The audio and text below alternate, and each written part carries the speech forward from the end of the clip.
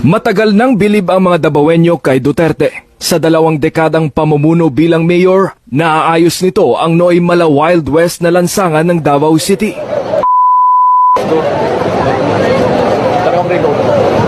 Sa oras na ulit. Tingnan mo, ano oras?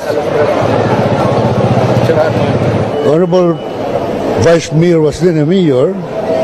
Our city achieved several national and international awards.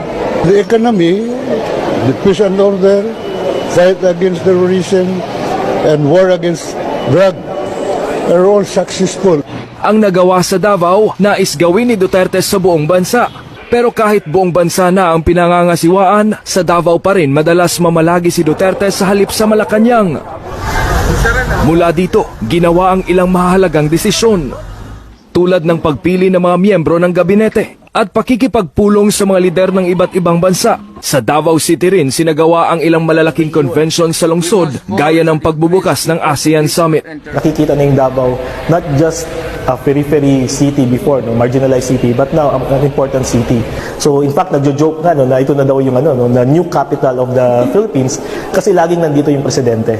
Ang panibagong atensyon sa Davao City ay nagdulot ng mas aktibong lokal na ekonomiya. Tumaas ang bilang ng mga business establishments. Tumaas ang kita